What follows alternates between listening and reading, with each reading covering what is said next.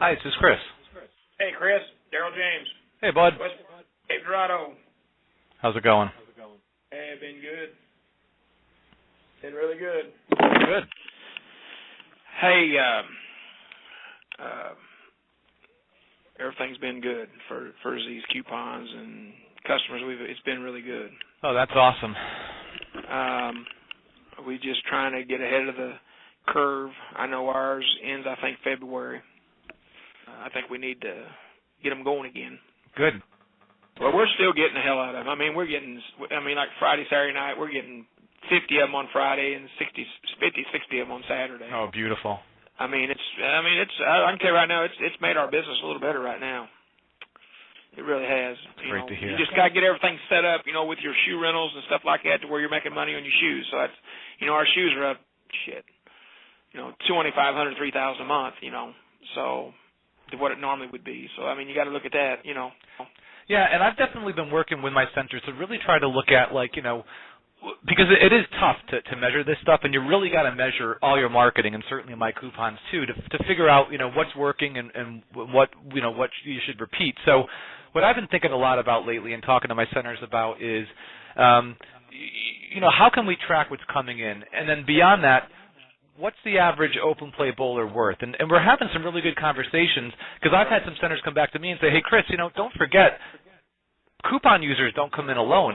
Rarely do they come by themselves. So there's really an average, I had some centers tell me, look, I'd average 3 people come out. Certainly sometimes it'll be 2, sometimes it'll be 4, but let's say it's the average of 3. And then they're working on trying to understand what their average open play bowler is worth because that helps them start to feel like, all right, now that I know what that number is, let me focus on driving people into the center. So, I know that you guys are right there too, and I'm always asking about birthdays, and we got to crunch all this stuff. How many email addresses are we getting? And we are definitely going to do this again. So I'd say probably after the first year, we're gonna move and do it. We'll probably, this time, I know we broke it up in 4 times. We'll probably just pay it all and get it done, get it out of the way. Whatever works for your budget and you guys, I'm thrilled to do. We're happy with what we're doing right now, and we've seen, it's made a difference for us. And I think we just need to crawl in here what we're doing right now. And what I'm doing is doing it for my budget person, so I don't have anything out here in middle of April that I'm paying for. I'm trying to get out of my way on our busiest times. What I'm trying to do, but we can measure what we're doing with these, and I'm just telling you, they use them. They're using them. So, and I told Joe, we're going to first year, we just got to get it all lined up to where we don't miss a lick. We got to try to get everything going for March and try to have them out there in the market, I guess, in March. And I don't know how much time you need to work. How much time do you need to work on that, Chris? Figure it's 3 to 4 weeks to actually have them in the market. Okay. And then figure on 30 days is kind of the lead time to get them into people's hands and to really start to see them coming in. So what I like to tell my centers is, whatever month you're really looking to have a big difference in traffic, try to plan like 60 days out, so you figure, okay, so if you want a lot of traffic. So we need to probably get cranked up about January is what you're saying? Right. If we pull the trigger January 15th, they're in the market February 15th, and all of a sudden you start seeing numbers spike March 15th and forward. Okay. Yeah. Well, I'm gonna put some stuff together too for some places and a couple supermarkets and around here that I'm gonna tell you the supermarkets have been good for us. I've spent so dang much money on radio, so much on newspaper and all that stuff. I can't get nothing out of it, and this has been my best success. And you know what? If I spend me $2,200, $2,300, I can see what I'm getting back out of it, Chris. That's the only way. It's the only way I can do my marketing.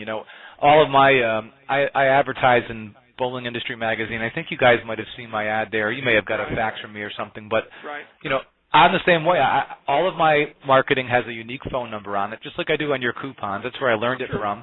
And I got to be able to look at that phone number, look at the activity, and then go back to the magazine and say, hey, I got to keep staying with you guys because here's what I spent, here's how many leads I got, here's how many I closed, here's how much I'm making. And thank goodness for measuring, because sometimes with marketing, it's not easy to see what the results are. And if I wasn't tracking the phone calls and the sales from my magazine ad, I'll tell you, I would call it a failure and I would have given up.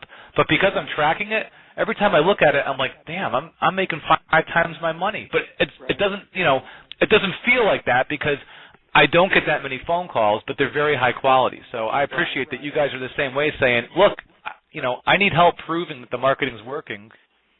I've kind of tuned my radio people back, and I just told them I'm not going to do it. The only thing I'm going to do is coupons. I can measure my coupons, and that's what I'm going to do. It doesn't cost me anything if they don't use them coupons, and after that airway goes out, it's gone. Yep. But anyway, we're gonna do it again. I will either you can get a hold of me in January or whatever time you think, the 15th is where we need to start at. We'll try to get this thing rolling again. Okay, bud. Good. Hey, get a hold of me in January. Thanks for the update. Talk to you then, buddy.